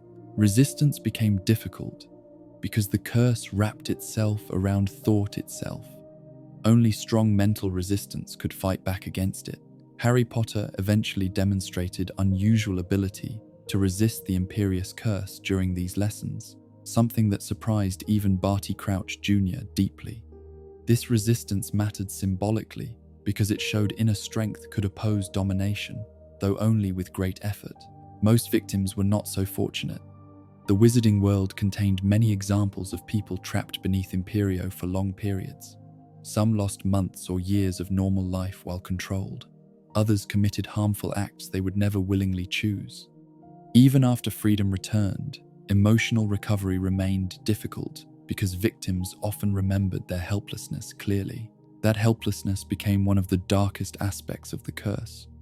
To realize someone else controlled your body, your voice, and your decisions without permission creates deep emotional damage. Victims often struggled afterward with fear, shame, and distrust toward themselves. If your own mind could betray you under magical influence, certainty itself begins collapsing. This emotional effect made Imperio one of the most disturbing forms of magical violation within the Harry Potter universe. Because identity depends upon autonomy, Human beings need the ability to choose. Without choice, morality becomes meaningless. The curse also revealed something important about Voldemort and his followers psychologically. Many dark wizards throughout history desired power openly, but the Imperious Curse reflected a particularly controlling form of cruelty. It was not enough for them to defeat enemies physically. They wanted ownership over other human beings completely. That desire reflected deep emotional corruption. Under Voldemort's ideology, people became objects divided by usefulness and purity rather than individuality. Muggle-born witches and wizards were treated as inferior. Fear replaced compassion. Loyalty mattered more than conscience. The Imperious Curse fit naturally within this worldview because it erased personal freedom entirely. Control became absolute. And absolute control has always tempted authoritarian systems throughout history, magical or otherwise. The curse symbolized domination in its purest form. A controlled victim could betray family members, attack innocent people, or destroy their own values while remaining conscious enough to witness it happening internally. That psychological imprisonment made the curse emotionally devastating in ways difficult to fully describe. There is a scene during Voldemort's return where powerful ministry official Barty Crouch Sr. briefly escapes the Imperious Curse after long-term control by his own son. When he appears confused and frightened at Hogwarts, his broken mental state reflects the damage caused by prolonged domination. Even after partial escape, fear and instability linger around him because constant control weakens emotional stability over time. The curse, therefore, harmed not only freedom, but identity itself. Victims slowly lost confidence in their own thoughts. And perhaps that is why magical governments treated Imperio as unforgivable. The curse violated one of the most basic rights any living being possesses: ownership over the self. While other dark magic injured bodies or threatened lives, Imperio attacked the inner core of personhood directly. A world where such magic spread freely would become emotionally unbearable because no one could fully trust anyone else anymore. Not friends, not leaders, not even themselves. And hidden beneath all of this lies one of the deepest fears inside the Harry Potter universe: the fear that evil does not always arrive wearing obvious darkness. Sometimes it smiles through familiar faces, speaks through trusted voices, and moves quietly through ordinary life while invisible chains tighten around the human mind. Voldemort and the normalization of fear. Long before the wizarding world fully understood how dangerous Lord Voldemort would become, fear had already started spreading quietly through magical Britain like cold fog, moving across empty streets at night. At first, many witches and wizards treated rumors about him carefully, but not urgently. Strange disappearances happened in distant places. Families whispered about attacks connected to dark magic. Ministry officials denied how serious the situation had become because admitting the truth felt too frightening. But fear grows strongest when people refuse to face it early, and Voldemort understood that better than almost anyone. Unlike ordinary criminals who sought wealth or revenge alone, Voldemort wanted something larger and more disturbing. He wanted psychological control over the wizarding world itself. He wanted entire communities to feel powerless beneath him, long before open victory arrived. The unforgivable curses became perfect tools for creating this atmosphere because they represented absolute terror in different forms. One curse could end life instantly. Another could destroy the mind through agony. Another could steal free will completely. Together, they formed a system of fear powerful enough to reshape society itself.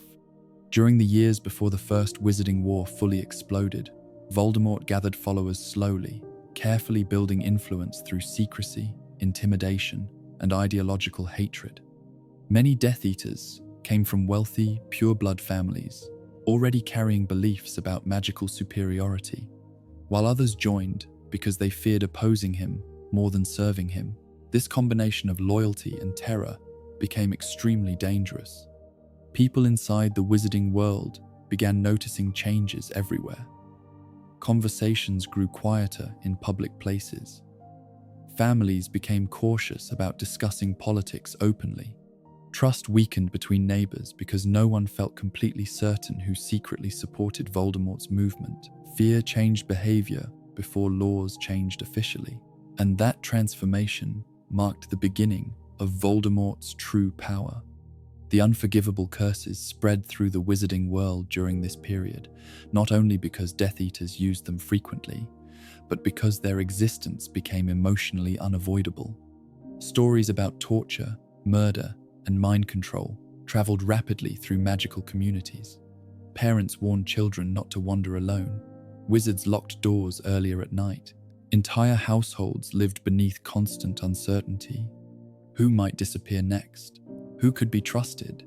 Who was secretly working for Voldemort? These questions haunted daily life. The fear became so powerful that even Voldemort's name itself transformed into a source of panic. Most witches and wizards stopped saying it aloud entirely, choosing instead to call him "he who must not be named." This detail revealed something important about the emotional condition of magical society during the wars. Fear had become normalized. People adapted to terror so completely that avoiding a name felt natural. That emotional surrender mattered deeply because fear changes societies step by step rather than all at once. At first, people resist, then they become cautious. Eventually, caution hardens into silence, and silence allows darkness to spread more easily. Voldemort understood this psychological process perfectly. The Death Eaters used terror strategically throughout both wizarding wars, because frightening communities often proved more effective than conquering them directly. Public attacks, disappearances, and examples of brutal punishment sent clear messages across magical Britain. Resistance carried terrible consequences, and uncertainty made those consequences feel even worse. A sudden murder frightened people, but invisible enemies hiding anywhere created paranoia. Death Eaters often attacked without warning, sometimes wearing masks that concealed their identities completely. This allowed ordinary witches and wizards to imagine danger everywhere around them. Any stranger might belong to Voldemort's followers. Any conversation might be overheard. Any criticism of the Dark Lord could attract deadly attention.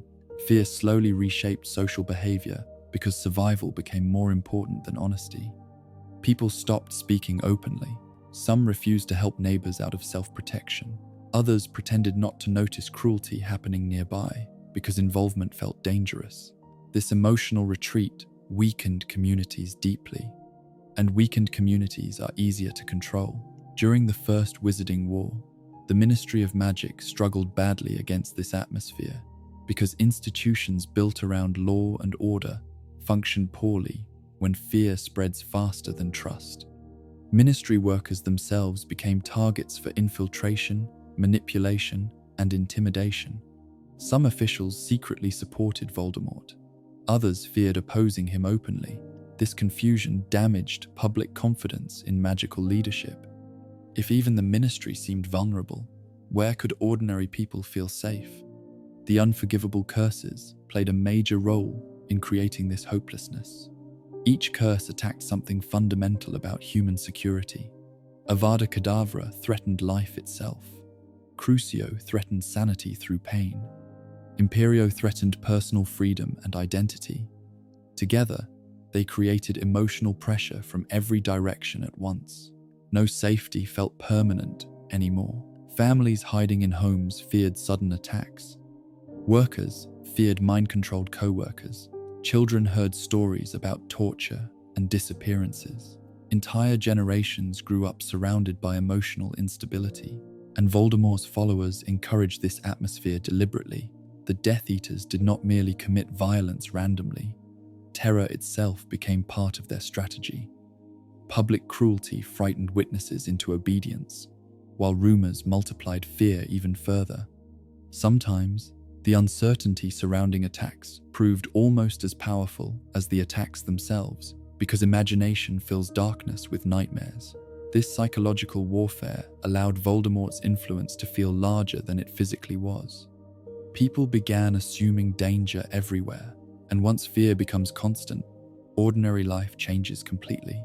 Even Hogwarts, usually presented as one of the safest places in the wizarding world, could not fully escape this emotional transformation. During Voldemort's second rise, students arrived carrying fear inherited from parents who remembered the First War. Teachers watched events anxiously. Protective measures increased across the castle. The outside world felt unstable and threatening again. Children sensed this tension even when adults tried hiding it. That detail mattered because fear spread socially. Young people learn emotional behavior from surrounding communities. When parents whisper nervously, avoid certain subjects, or react with panic to news reports, children absorb that atmosphere naturally. The wizarding world therefore entered a cycle where fear reproduced itself across generations. This became even more obvious during Voldemort's return in the Second Wizarding War. At first, the Ministry denied Voldemort's resurrection entirely despite clear warning signs. Officials feared public panic and political embarrassment, so they attempted controlling information rather than confronting reality honestly. But denial only strengthened Voldemort further, because fear grows most dangerous when societies refuse to address it directly. As attacks increased again, magical Britain slowly descended back into paranoia. The Daily Prophet manipulated stories, innocent people disappeared, Muggle-born witches and wizards faced growing persecution. Public trust collapsed once more as Death Eaters infiltrated powerful institutions from within. Eventually, Voldemort gained direct control over the Ministry itself, and that moment revealed how completely fear had reshaped magical society. Under Death Eater influence, the Ministry transformed from a protective institution into a machine spreading intimidation and prejudice. Trials targeting Muggle-borns appeared. Propaganda increased. Citizens feared speaking against the government openly because punishment could arrive quickly. This transformation reflected one of history's darkest patterns: how fear can slowly convert institutions meant to protect people into systems that control them instead. Voldemort's greatest strength, therefore, was not simply magical ability, it was emotional domination. He understood that frightened populations become easier to manipulate because fear weakens critical thinking and courage. Terrified people focus on immediate survival rather than long-term resistance. Communities fracture, trust disappears, individuals isolate themselves emotionally, and isolated people are easier to rule. The Death Eaters themselves benefited from this atmosphere because fear elevated their power beyond their actual numbers. A small group willing to commit extreme violence can terrify much larger populations if institutions fail to stop them effectively. Voldemort weaponized reputation brilliantly. Every attack reinforced his image as unstoppable. That reputation became almost mythic over time. Many witches and wizards began believing resistance was hopeless long before the war truly ended. This hopelessness mattered deeply because fear succeeds when people stop imagining change is possible. Once communities emotionally surrender, domination becomes easier to maintain. Yet throughout both wars, small acts of resistance still survived inside the darkness. The Order of the Phoenix continued fighting despite enormous danger. Families hid vulnerable people from persecution. Students resisted at Hogwarts, even while Death Eaters controlled the school. These acts mattered because they challenged Voldemort's greatest weapon directly. Hope threatens systems built on fear. That is why Voldemort constantly targeted symbols of courage, friendship, and loyalty. He understood emotionally connected communities resist terror more effectively than isolated individuals. But despite resistance, the emotional scars left by the wars remained permanent for many survivors. Entire families lost loved ones. Children grew up surrounded by violence. Trust toward institutions weakened for years afterward. Fear lingered even after Voldemort's defeat because societies do not recover from prolonged terror immediately. The shadow remains, and perhaps that is the most disturbing truth surrounding Voldemort's rise. The unforgivable curses were not merely dangerous spells used during isolated attacks. Under Voldemort's influence, they became symbols of a world where fear itself slowly reshaped ordinary life, teaching people to whisper instead of speak, hide instead of trust, and survive instead of hope. The psychological cost of dark magic. The wizarding world often spoke about dark magic as though it were simply a dangerous category of spells, something similar to forbidden potions or illegal magical creatures that could be controlled through laws and punishment. But beneath the ministry's rules and school warnings existed a far more unsettling truth. Dark magic was not dangerous only because it harmed victims. It was dangerous because it slowly changed the people who used it. Every curse leaves marks behind. Some wounds appear on the body, others settle deep inside the mind. The unforgivable curses revealed this transformation more clearly than almost any other form of magic, because they demanded something emotionally terrible from the caster. A witch or wizard could not perform these spells properly through simple memorization or technical skill alone. The magic fed upon emotional intention. Hatred strengthened it. Cruelty sharpened it. Desire for domination gave it force. This meant the spells themselves encouraged emotional corruption. To cast Avada Kedavra successfully, someone needed genuine murderous intent. To use Crucio effectively, the caster had to enjoy or deeply desire another person's suffering. Imperio required complete willingness to overpower another mind and steal personal freedom. These were not emotionally neutral actions. They demanded dark feelings to function properly, and feelings repeated often enough begin changing people. That may be one of the deepest fears hidden inside the Harry Potter universe. Dark magic did not simply exist as tools waiting passively for use. The spells shaped the emotional condition of those who relied upon them repeatedly. Over time, violence became easier, compassion weakened. Other human beings started looking less like people and more like obstacles, enemies, or objects to control. This transformation rarely happened all at once. Instead, it moved slowly and quietly. One cruel choice became easier to repeat. One act of domination lowered emotional resistance toward another. Eventually, some witches and wizards crossed lines they once believed impossible. The life of Lord Voldemort showed this process more clearly than anyone else in magical history. Before becoming Voldemort, he was Tom Riddle, an intelligent and gifted student at Hogwarts who already displayed emotional coldness during childhood. Yet even then, the full horror of what he would become had not completely emerged. That darkness grew over time. Each violent act pushed him further away from ordinary human connection. Each use of dark magic damaged something inside him emotionally. This became especially clear through his creation of Horcruxes, which required murder to split the soul intentionally. The wizarding world treated Horcruxes with absolute horror, not only because they created unnatural immortality, but because they revealed what repeated evil could do to the human spirit itself. According to magical understanding inside the series, murder damages the soul automatically. Creating a Horcrux tears it apart further through deliberate cruelty. Voldemort performed this process repeatedly until his emotional condition became deeply unnatural. By the time Harry Potter encountered him directly, Voldemort no longer resembled an ordinary human being emotionally or physically. His appearance reflected inner destruction. His face became pale and snake-like. His eyes carried emptiness instead of warmth. Fear and control replaced every ordinary relationship in his life. And perhaps most disturbing of all, Voldemort seemed incapable of understanding love completely. That emotional emptiness mattered deeply, because dark magic had not only hurt his victims, it had hollowed him out from within. The same pattern appeared in many Death Eaters, though less extreme.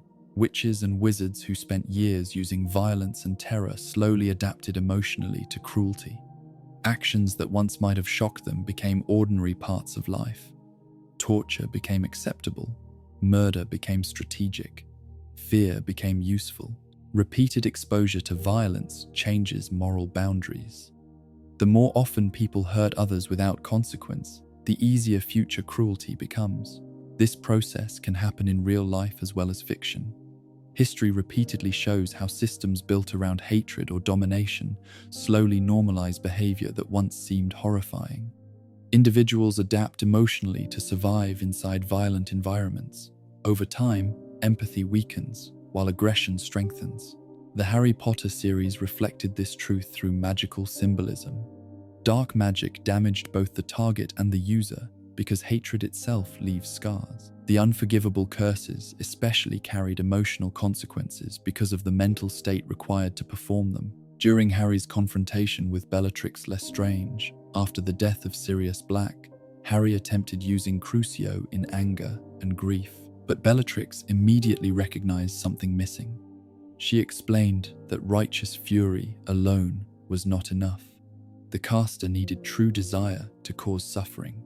That moment revealed something important about dark magic. The spell forced emotional participation. Someone casting Crucio successfully could not remain emotionally innocent while doing so. The curse demanded alignment between magical action and cruel intention.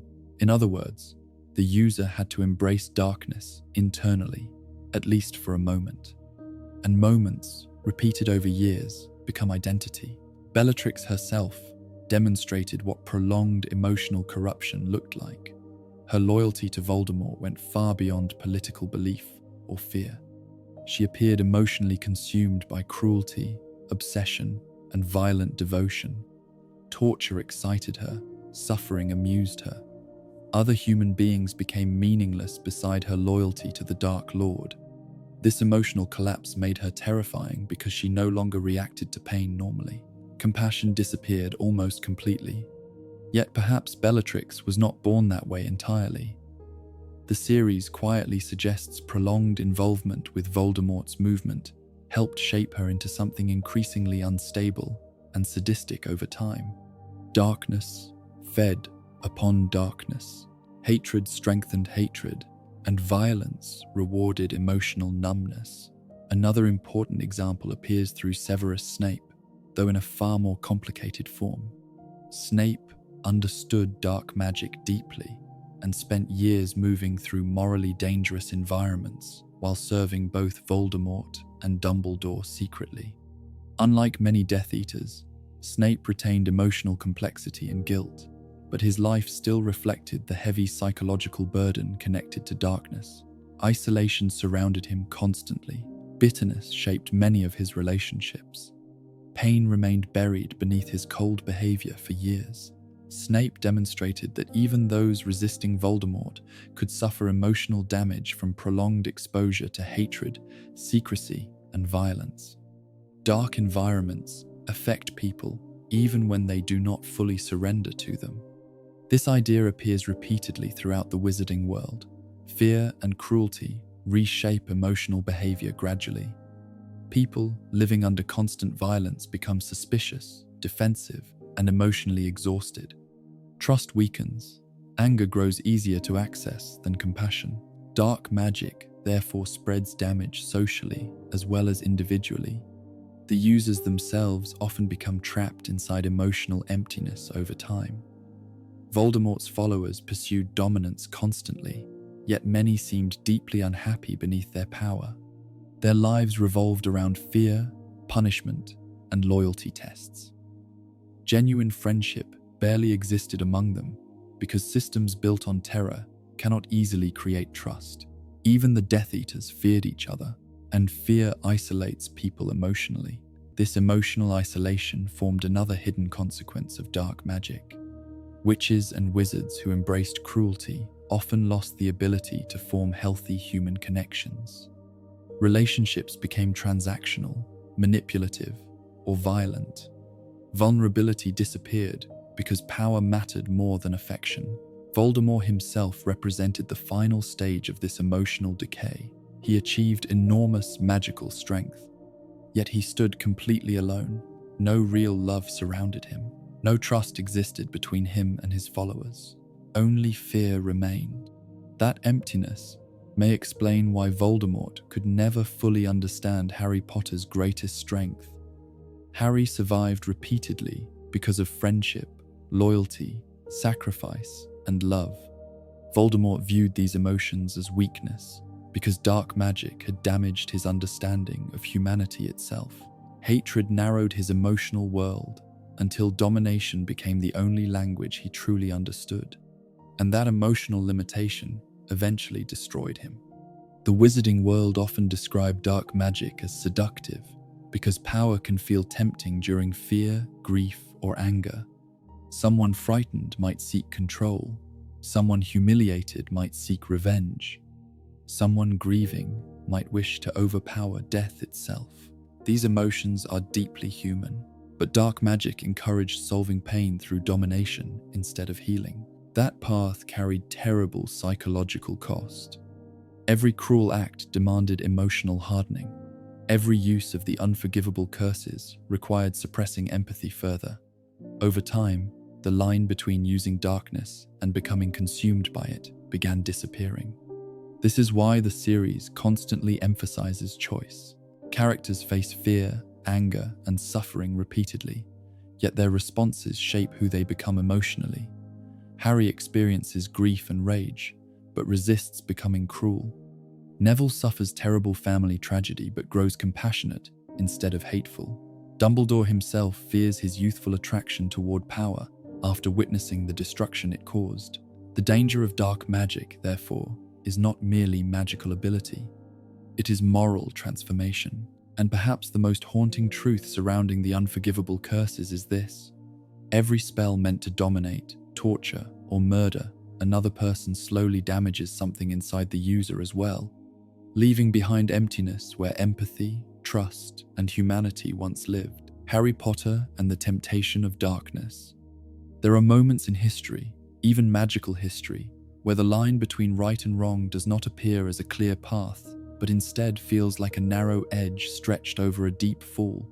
And in those moments, even the most careful hearts can feel pulled toward choices they never imagined they would consider, especially when pain is fresh, loss is heavy, and the world itself seems to have lost its balance.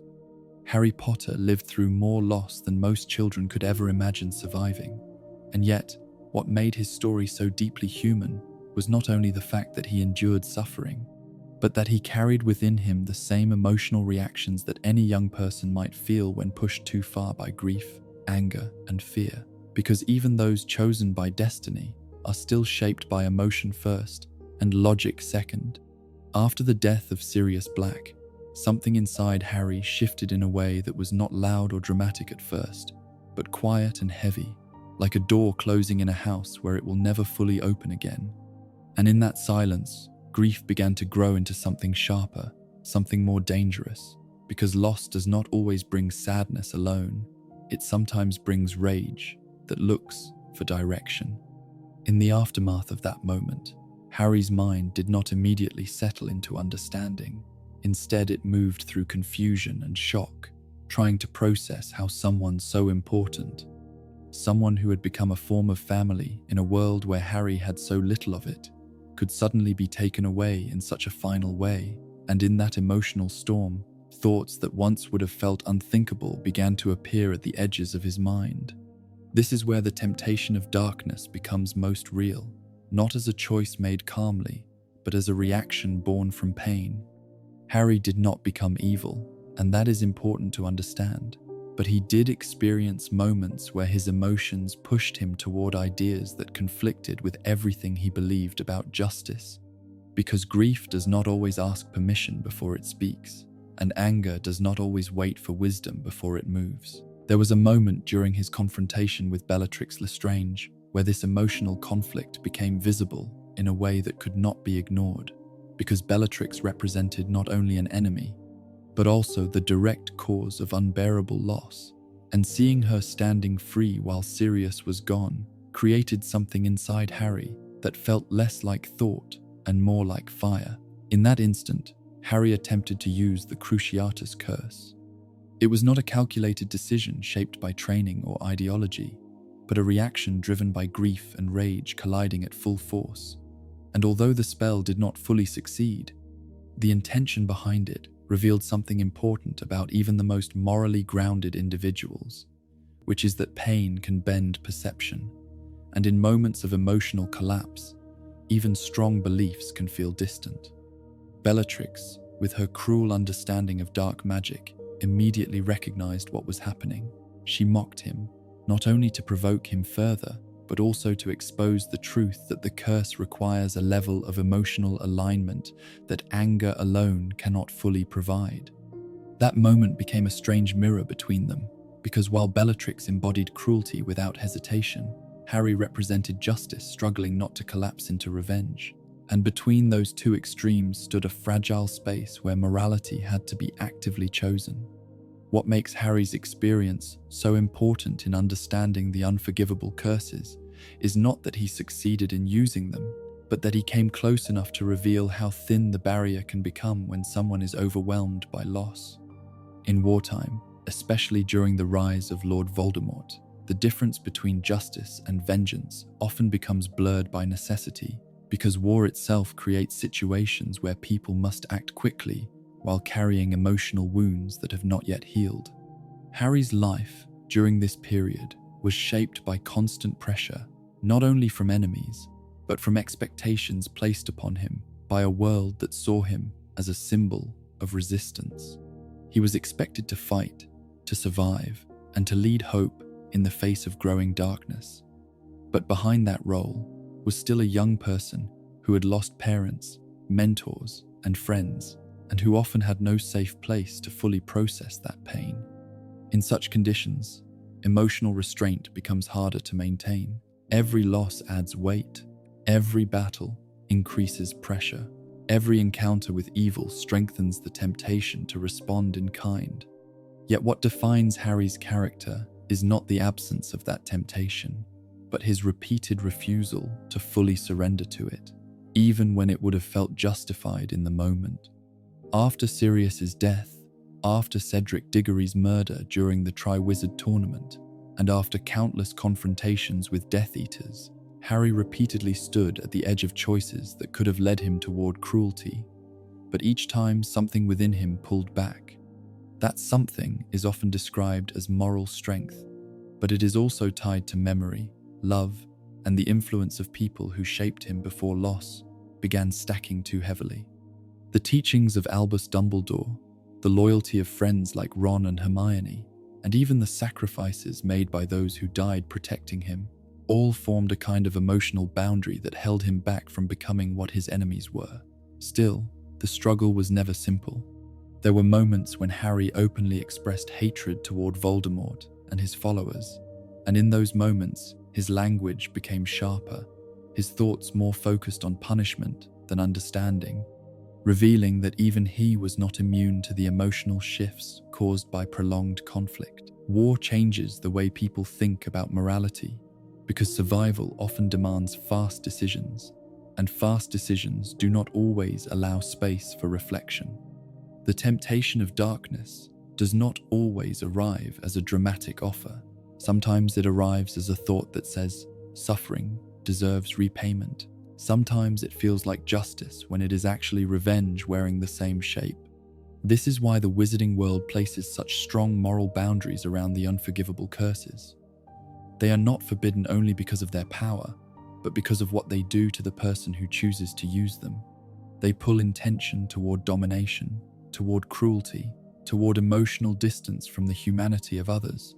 And once that shift begins, it becomes easier to justify further acts that once would have seemed impossible. Harry's resistance to this pull becomes especially meaningful when viewed alongside others who did not resist. Many Death Eaters began with similar emotions, fear, anger, or belief that they were fighting for order, but over time those emotions were reshaped into something harsher. The difference between Harry and them is not that Harry never felt darkness, but that he refused to let it define his actions. That refusal is not easy. It requires constant internal effort, especially in a world where violence feels immediate and consequences feel distant during moments of conflict. Even the structure of magical war itself encourages emotional hardening. When enemies use curses that kill, torture, or control minds, responding without hesitation often becomes necessary for survival. But necessity can slowly blur moral lines if not carefully examined afterward. Harry's story shows this tension repeatedly, as he navigates situations where doing nothing is dangerous, but doing something aggressive risks becoming like those he opposes. This is the emotional battlefield beneath the physical one, and it is often the most difficult to see clearly. In the final stages of the conflict against Voldemort, Harry's understanding of sacrifice becomes the key difference between justice and vengeance.